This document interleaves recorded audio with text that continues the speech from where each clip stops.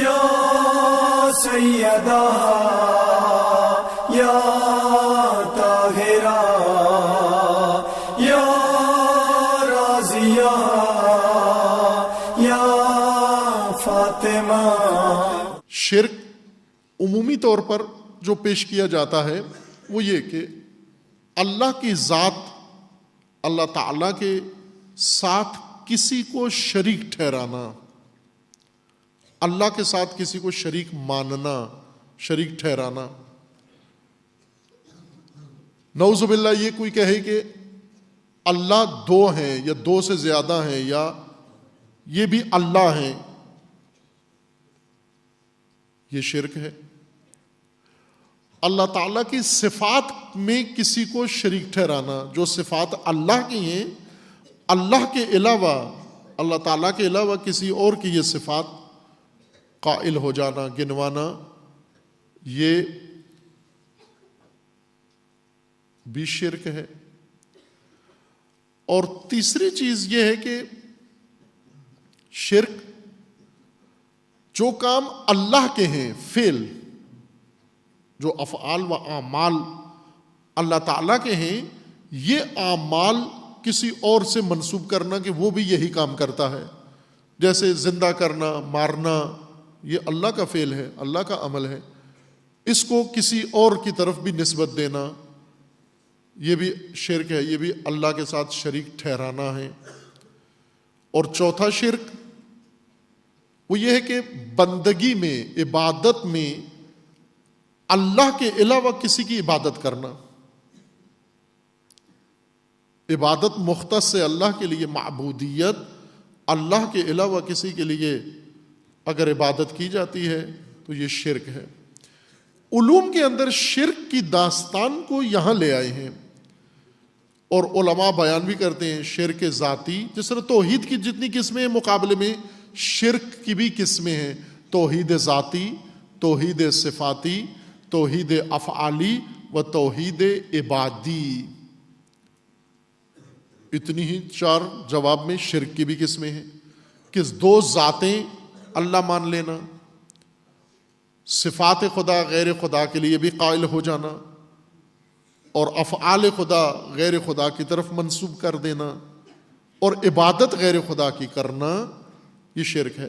اور پھر اسی میں آپس میں جنگ شروع ہو جاتی ہے، اتہام شروع ہو جاتا ہے، یا آسانی کے ساتھ فتوی شرک صادر کر دیتے ہیں۔ کسی کو بھی اگر کوئی عمل کرتے ہوئے دیکھیں کہ شرک ہو گیا، کیوں کہ یہ صفات خدا میں آپ نے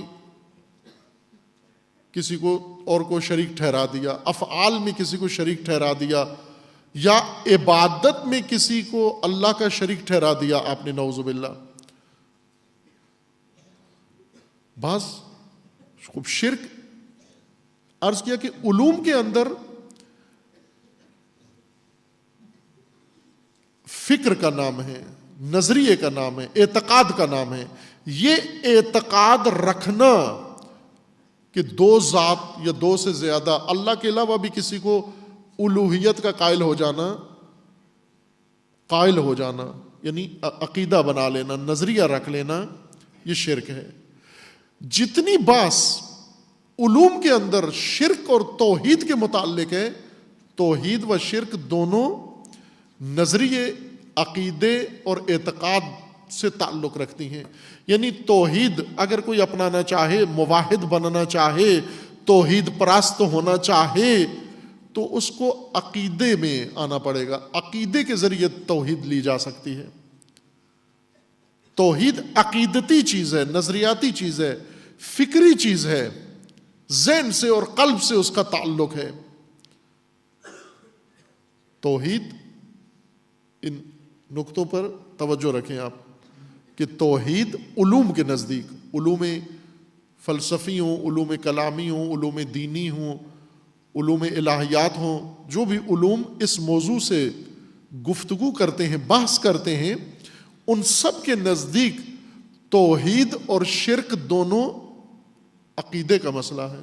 عقیدہ توحیدی ہوتا ہے، عقیدہ ہی مشرکانہ ہوتا ہے۔ کب؟ ان چار موضوعات میں کہ اللہ کی ذات کے ساتھ کسی کو شریک ٹھہرایا، عقیدہ پیدا کر لیا تو بھی شرک ہے۔ اللہ کی صفات میں کسی کو شریک ہونے کا عقیدہ بنا لیا تو بھی شرک ہے۔ اللہ کے افعال اور اللہ کے کاموں میں کسی کو شریک بنا دیا تو بھی شرک ہے، اور اللہ کی عبادت میں کسی کو شریک کر کے اس کے لیے عبادت کر دی تو بھی شرک ہے۔ پس شرک کی ساری باس علوم میں نظریے، عقیدے اور تخیل و تفکر سے تعلق رکھتی ہے، جبکہ قرآن کریم میں شرک اور توحید دونوں اور حقیقت رکھتے ہیں۔ قرآن کریم میں شرک توحید کے مقابلے میں ہے، ایمان کے مقابلے میں ہے، جس طرح جناب سیدہ کے اس کلام نورانی میں ایمان کے مقابلے میں شرک قرار دیا گیا ہے۔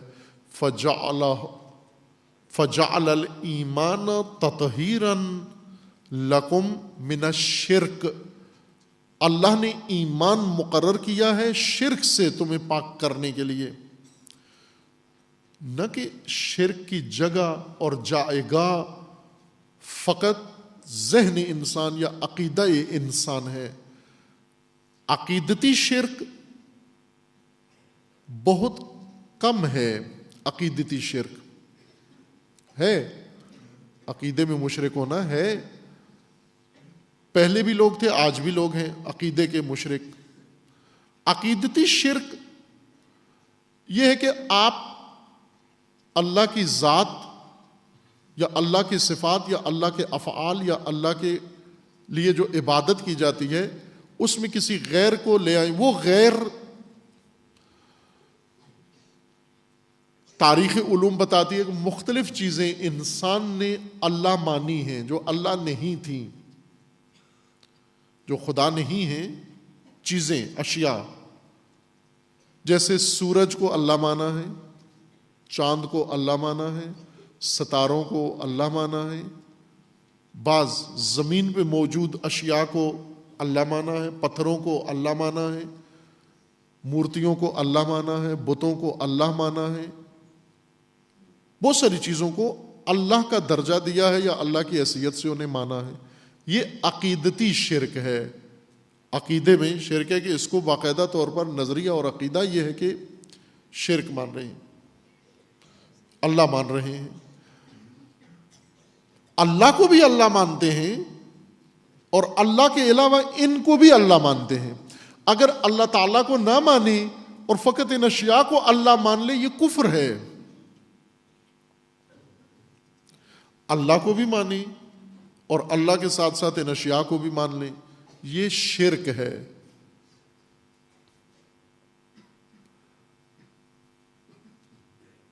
ایسے رہا ہے اور آج بھی ہے۔ بعض مذاہب ایسے ہیں، اقوام ایسی ہیں جن کے اندر باقاعدہ یا موہوم چیزوں کو یا موجود چیزوں کو اللہ کا درجہ دیا جاتا ہے، جیسے بھگوان، جیسے دیوتا، دیوی، دیوتا، یہ سارے عناوین بعض موہوم ہیں، اصل موجود نہیں ہیں۔ جیسے دیوتا، دیوی، یہ موہوم چیزیں ہیں، موجود نہیں ہیں، افسانے ہیں، افسانہ نویسوں کے ذہن کی اختراعات ہیں، فرضی چیزیں ہیں۔ انسان کی زندگی میں بہت زیادہ فرضی چیزیں ہیں۔ آپ سب کے ذہنوں میں ایک بہت ہی معمول کی چیز جس میں سب سے زیادہ ہمارا جس سے سروکار ہوتا ہے وہ موہوم ہے۔ موہوم یعنی آپ کے وہم میں ہے، وہم سے باہر اس کا کوئی وجود نہیں ہے۔ آپ کے ذہن نے اس کا وجود فرض کیا ہوا ہے، توہم کیا ہوا ہے، آپ کے ذہن سے خارج نہیں ہے، اور وہ یہ وقت ہے اور زمان، یہ زمانہ جس میں ہم رہ رہے ہیں، جو گزر رہا ہے، جس کے مطابق ہم اپنی عمریں ناپتے ہیں، اپنے کام ناپتے ہیں، اپنے امور سارے تقسیم کرتے ہیں، یہ اصل سرے سے موجود نہیں ہے۔ کہیں موجود نہیں ہے، نہ آسمانوں میں ہے، نہ زمین میں ہے، کہیں بھی نہیں ہے، صرف آپ کے ذہنوں میں ہے۔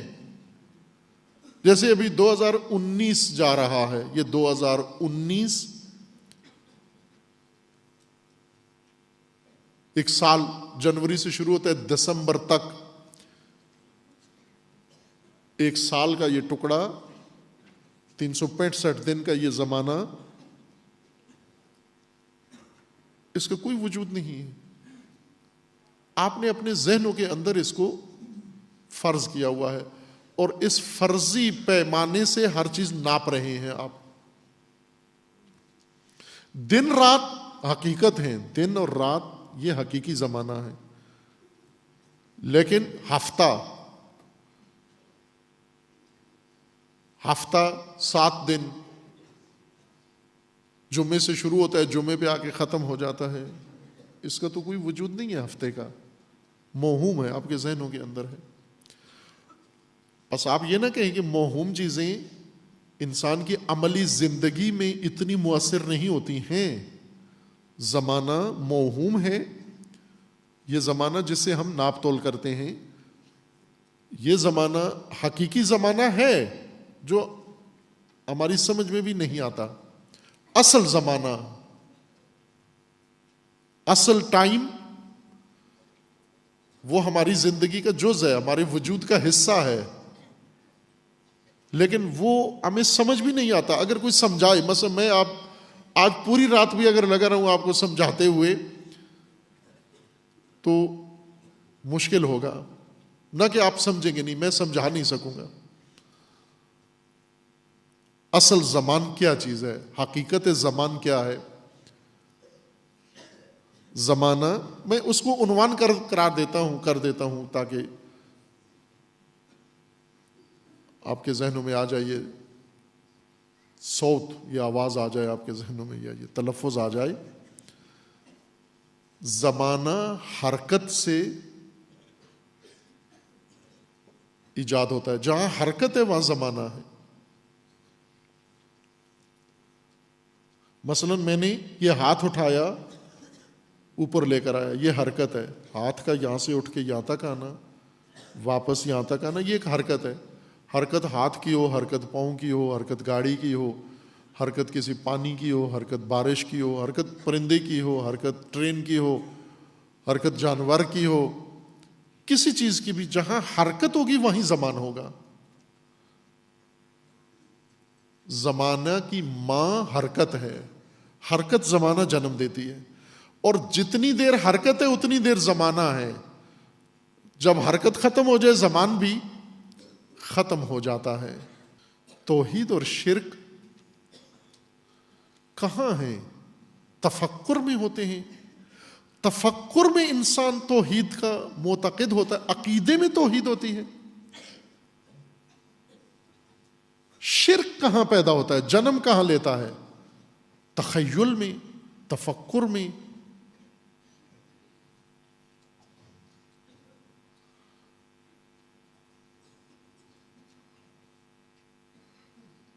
توحید انسان کی حرکت میں ہے، شرک بھی انسان کی حرکت میں ہے۔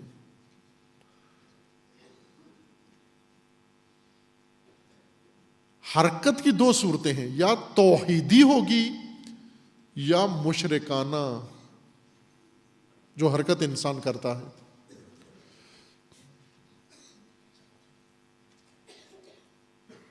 وہ حرکت جس کے تحت انسان وجود میں آتا ہے، جس کے تحت انسان وجود میں آ کر رشد پاتا ہے، جس کے مطابق انسان بڑا ہوتا ہے، جس کے مطابق انسان زندگی بسر کرتا ہے، اور جس کے مطابق انسان آخرت میں اس زندگی کی انتہا موت تک جا پہنچتا ہے۔